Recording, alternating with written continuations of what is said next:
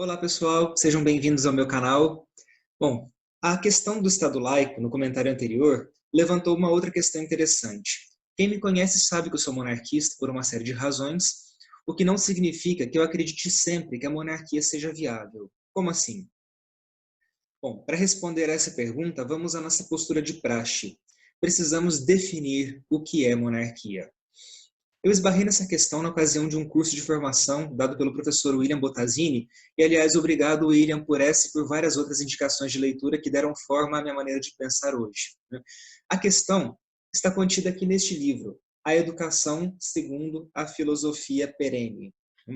Esse livro aborda a temática da educação como um todo, e o aspecto da organização política não poderia estar fora deste escopo. Esse livro é difícil de achar, na verdade, mas tem uma versão digital que eu vou mostrar aqui para vocês.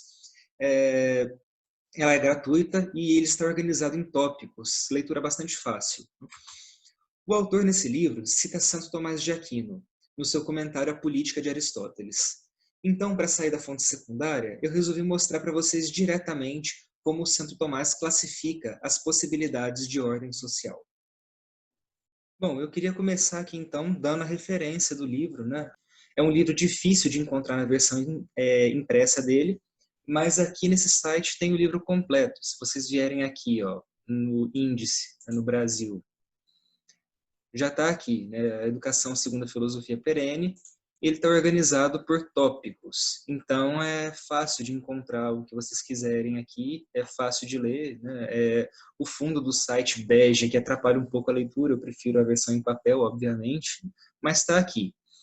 Só que eu não quero citar a fonte secundária para a gente falar do Santo Tomás aqui. Está aqui no Corpus Thomisticum o comentário dele sobre Aristóteles.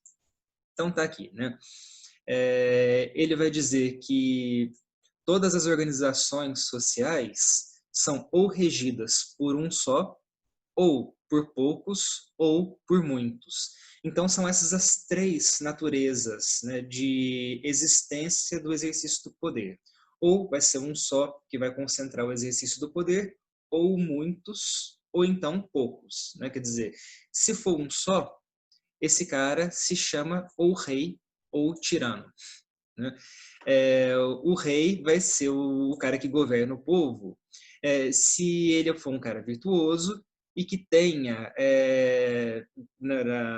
como princípio o bem comum na hora de exercer o seu governo.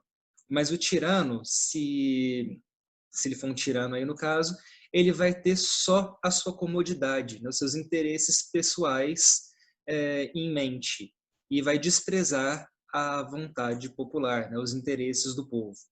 Então está aqui, né, se o poder for exercido por um só, ele pode ser ou um rei, se ele for um cara virtuoso, ou um tirano, se ele for um cara corrupto. Né? Corrupto que eu falo não é o cara que rouba simplesmente, mas o cara que usa o seu cargo, né, a sua função de poder para uma coisa que se distancia do objetivo do cargo em si. Né? Então tá aqui. Mas se a sociedade for regida por poucos, da mesma forma, ela pode ser, vamos colocar aí, né, original ou corrompida. Né? Se ela for original, a gente vai chamar isso aqui de aristocracia. Né? Mas se as pessoas que regem essa sociedade forem corrompidas, quer dizer, se elas exercerem o poder para interesses próprios e não tendo em vista o bem comum, nós vamos chamar isso aqui de oligarquia. Depois ele coloca aqui, né, a distinção entre um governo exercido pelo povo como um todo, né, quer dizer, o poder descentralizado, mas nas mãos de um povo virtuoso e nas mãos de um povo corrompido, né, de um povo sem noção.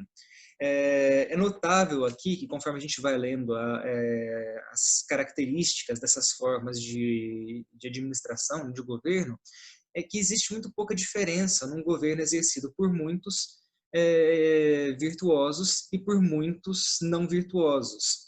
Porque sem unidade de intenção, basicamente a gente não consegue fazer nada. A gente precisa de unidade de intenção de uma turba como um todo para conseguir executar alguma coisa na esfera política, na esfera ampla, pública. Né? Então, tá aí as três formas de governo como propostas, como descritas por Santo Tomás. Aqui, então, essas classificações não são uma ordem institucional, mas são o nome que elas recebem de acordo com a ocasião em que acontecem.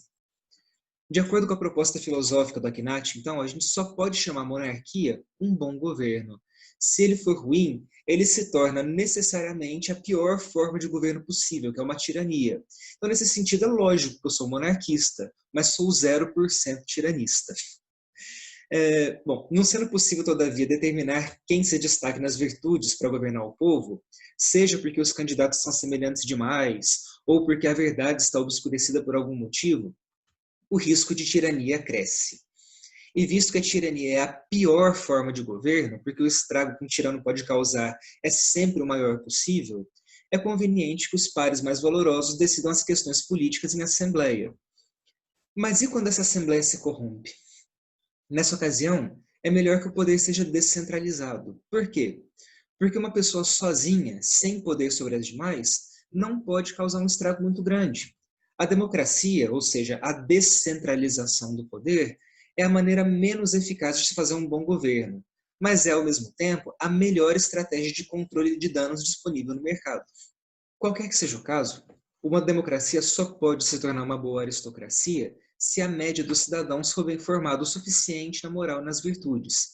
E a partir de uma população bem formada, nós podemos encontrar um cidadão que se destaque e possa ser eleito representante do povo como um todo.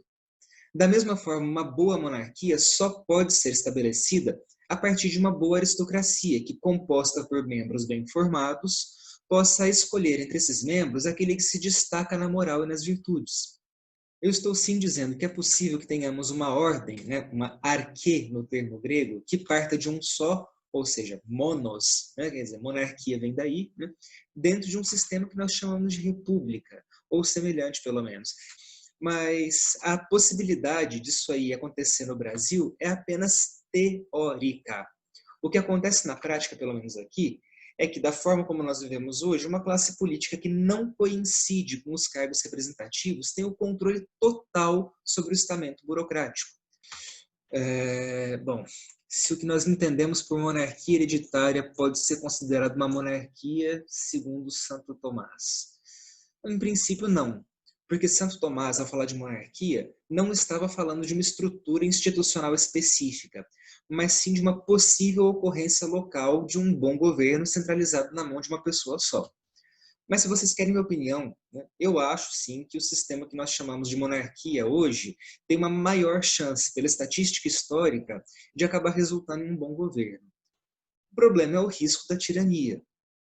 Institucionalmente, uma nação sã precisa de mecanismos para prevenir que isso aconteça. A separação entre Estado e governo, por exemplo, é um desses mecanismos. O rei, como chefe de Estado apenas, tem um poder limitado para ferrar a vida do cidadão. Se ele for péssimo, o parlamento, como alternativa aristocrática, e aliás, com um primeiro-ministro eleito como uma espécie de monarca rotativo do governo, consegue muito bem estabilizar o cenário político. Também a estrutura subsidiária, da qual Dom Bertrand vive falando nas entrevistas que ele dá sobre as propostas da Casa Imperial para o governo do Brasil, é uma ferramenta muitíssimo eficaz para se balancear a influência negativa do governo do parlamento sobre o povo. Ou seja, nós vivemos sob os desmandos de uma oligarquia que, como vimos no último comentário, centraliza em suas mãos todas as esferas importantes da vida do cidadão, a começar pela educação. Porque, né, se os cidadãos não conseguem também refinar sua inteligência, não conseguirão jamais se organizar para formar uma estrutura de poder que concorra com essa palhaçada que nós estamos vendo aí. Sendo a estrutura de poder naturalmente descentralizada, qualquer estrago que o parlamento gerar na economia, por exemplo, vai ser mínimo na vida do cidadão. A ideia do voto distrital puro com recal, como propõe também o Dom Luiz Felipe, é uma medida excelente para permitir que o povo que elegeu um candidato o retire do poder a qualquer momento. Assim, o cara já governa lá com o ES na hand, porque se fizer besteira, o distrito que o colocou no poder tira ele de lá com a mesma facilidade. Mas eu lembro que eu acho apenas, na minha humilde opinião, que essas são estruturas que seriam mais eficazes para a descentralização ocasional do poder em caso de necessidade. Mas que esse sistema sozinho não faria milagres. O que faria milagres é executar a máxima platônica e formar uma sociedade composta apenas por bons cidadãos instruídos na arte filosófica, inteligentes, conscientes. E nesse caso, tanto faz qual é o sistema que está em vigência, porque apenas pessoas boas se ocupariam de operá-lo.